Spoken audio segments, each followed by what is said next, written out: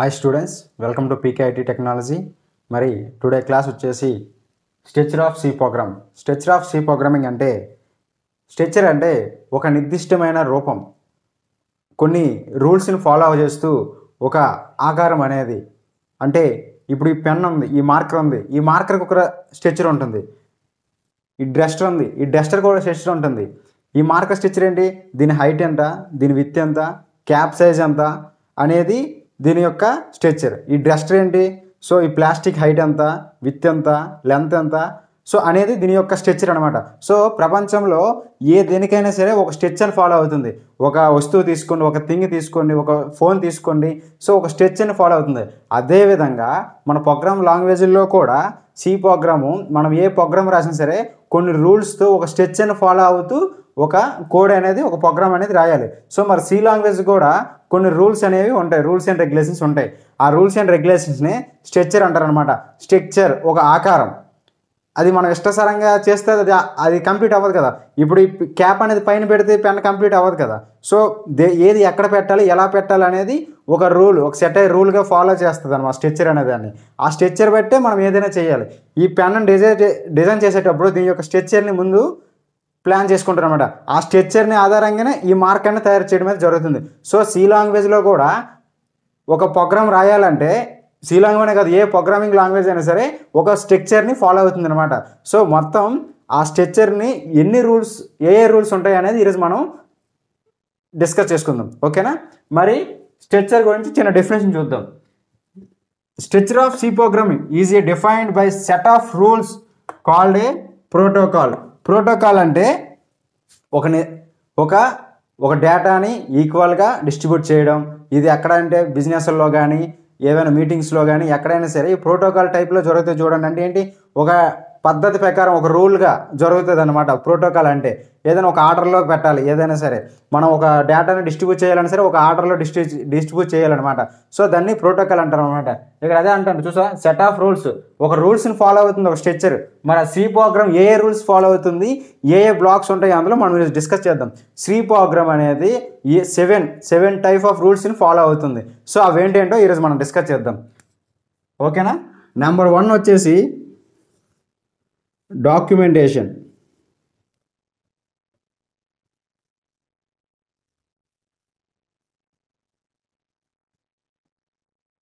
Documentation section,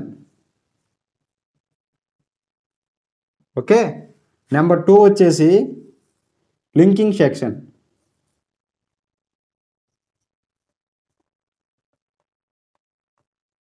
number 3 definition section.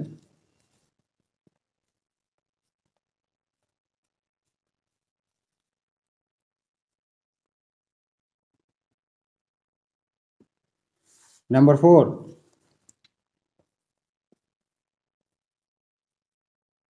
Global declaration section.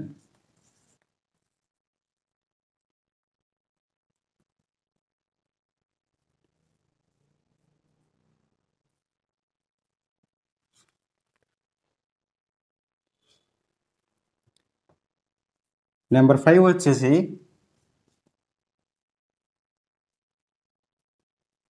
Function prototype declaration section.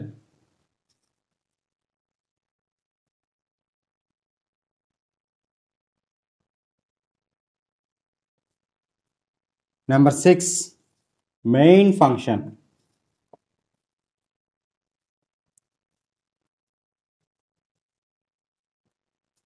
Number 7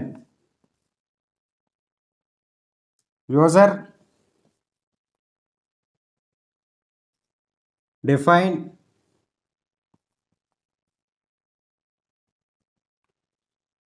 function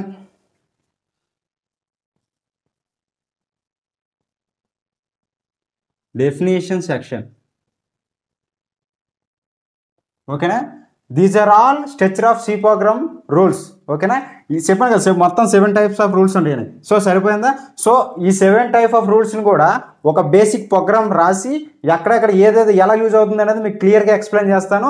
students అందరూ కూడా starting నుంచి ending వరకు ఎవరు miss చేయకుండా చూడండి.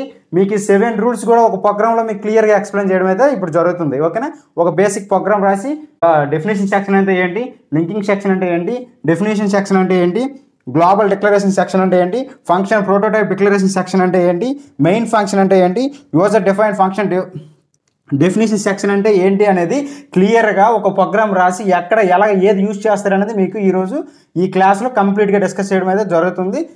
ఎవరైనా సరే క్లాస్ని స్కిప్ చేయకుండా చివరి వరకు చూడండి. మీకు ఒక స్ట్రక్చర్ ఆఫ్ సి ప్రోగ్రామ్ నుంచి కంప్లీట్ నాలెడ్జ్ అయితే ఈ వీడియోలో మీకు అందజేస్తాను.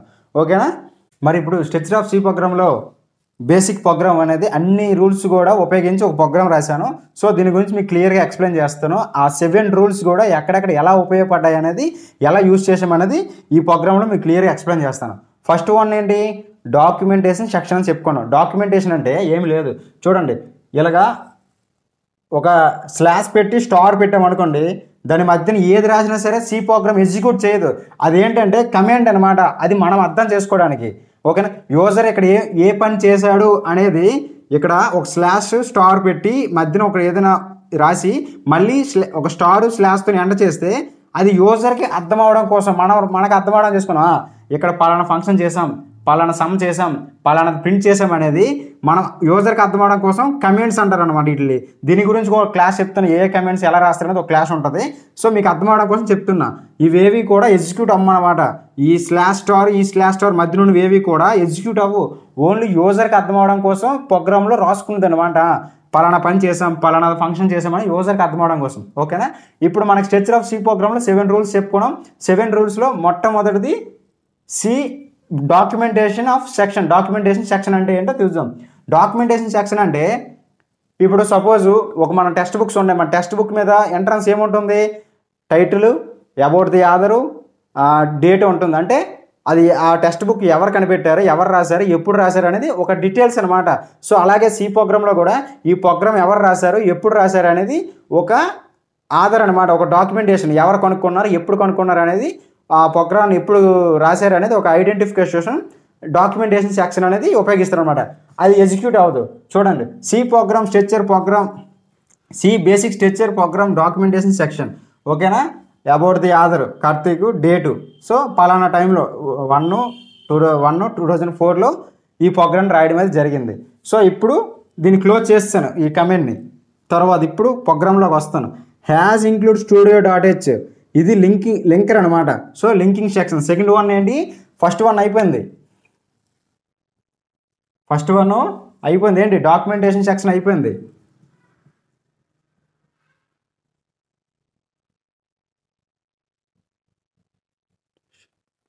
డాక్యుమెంటేషన్ అయిపోయింది.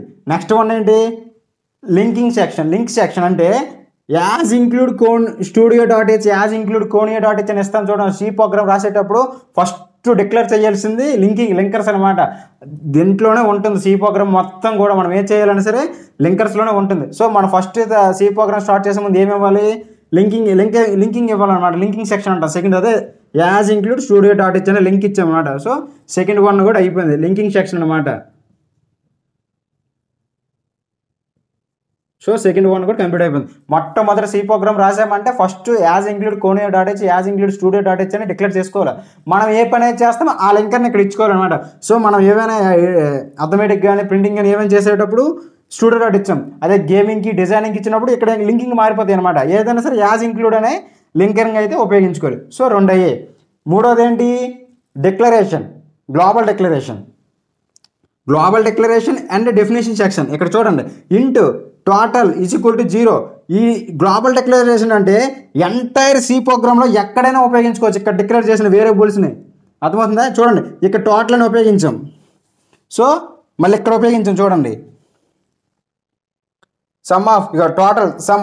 సో ఇక్కడ ఉపయోగించిన టోటల్ని మళ్ళీ ఇక్కడ కూడా ఉపయోగించాం. అదే గ్లోబల్ డిక్లరేషన్ అనమాట.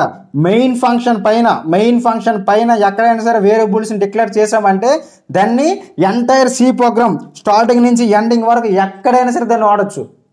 ఎక్కడైనా సరే యాక్సెస్ ఉంటుంది. ఎంటైర్ సి ప్రోగ్రామ్లో గ్లోబల్ డిక్లరేషన్ అనేది ఎక్కడైనా దానికి ఎక్కడైనా సరే యాక్సెస్ ఉంటుంది అనమాట. ఇక్కడ డిక్లేర్ చేసాం, ఎక్కడ లింకర్ కింద డిక్లేర్ చేసాం ఏంటి, into total is equal to 0 global declaration and definition section అనమాట ఇది. ఓకే, అర్థమైందా? సో ఇక్కడ అయిపోయింది డెఫినేషన్ సెక్షన్, గ్లోబల్ డిక్లరేషన్ 3 అయిపోయినాయి. డెఫినేషన్ అయిపోయింది,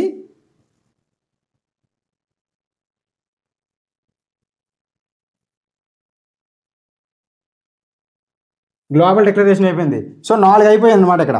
ఓకేనా, అర్థమవుతుందా? చూడండి, గ్లోబల్ డిక్లరేషన్ చెప్పాను కదా, ఈ రెండు మధ్యన /* గ్లోబల్ డిక్లరేషన్ డెఫినేషన్ సెక్షన్ // అని ఇస్తే ఇది ఎగ్జిక్యూట్ అవుతుంది. ఇక్కడ మనం గ్లోబల్ డిక్లరేషన్ అనేది ఇచ్చాము, డెఫినేషన్ సెక్షన్ ఇది అని మనకు యూజర్ అర్థం చేసుకోవడానికి. ఓకేనా, సో అర్థమైపోయిందా? టోటల్ అనేది ఇక్కడ గ్లోబల్ డిక్లరేషన్లో మనం ఏదైతే డిక్లేర్ చేస్తామో దాన్ని ఎంటైర్ సి ప్రోగ్రామ్లో మనం ఎక్కడైనా సరే యూజ్ చేసుకోవచ్చు.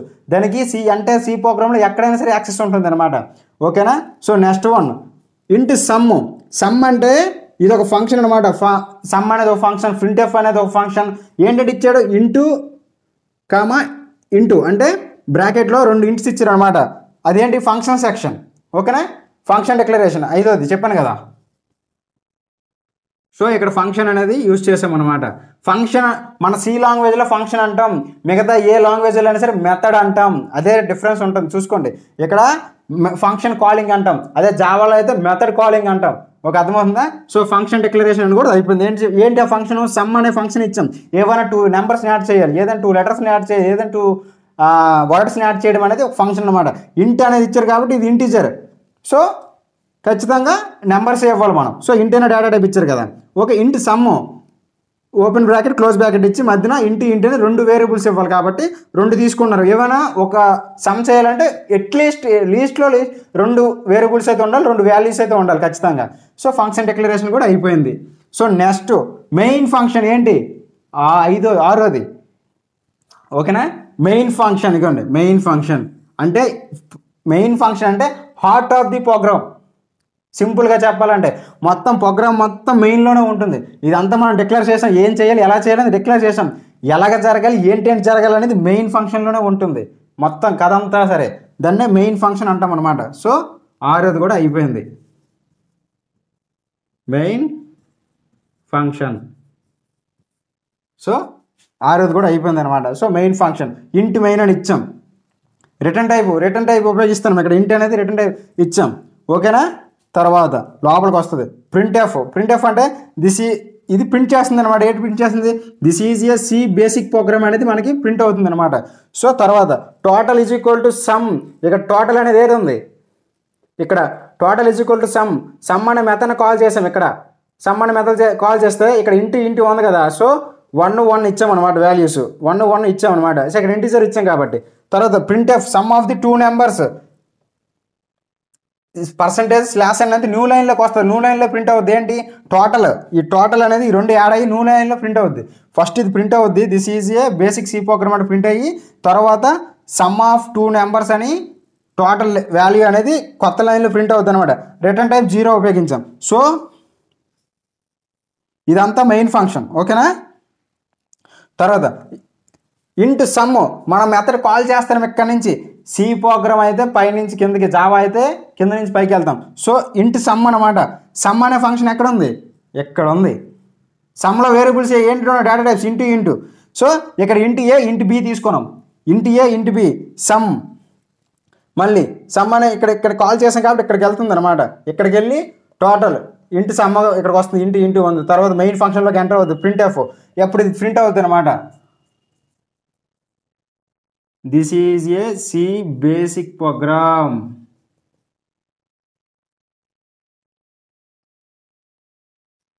ఓకేనా, this is a C basic program. తర్వాత టోటల్ ఉంది, total is equal to sum 1. So ఇక్కడ కాల్ చేసిన సమ్ ఇంటి సమ్ని కాల్ చేసాము, మెథడ్ కాల్ చేసాం, ఇక్కడికి వచ్చింది సమ్ అనేది ఇంటి అని 2 వేరు డేటా టైప్స్ తీసుకున్నాం. మెయిన్ ఫంక్షన్లోకి ఎంటర్ అయ్యాం.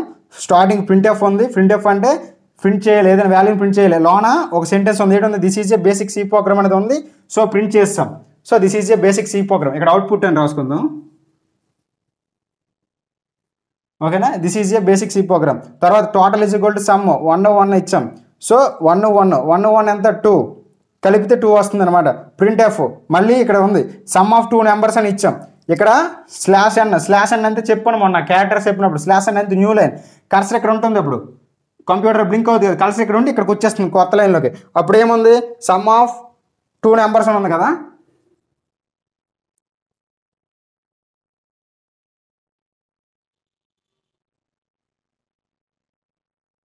Some of 2 numbers is equal to total అంతా 2. సో 2 అని ఇలా ప్రింట్ అవుతుంది. So return type 0. So back వచ్చేస్తుంది. ఇంటి సమ్ అయిపోయింది. మన రిటర్న్ ఏం ప్రింట్ చేయమంటుందో. సో ఇక్కడ చూడండి ఇంటి సమ్, ఇంటి ఏ ఇంటి బి అనేది 2 వేరియబుల్స్ తీసుకున్నాం అనమాట.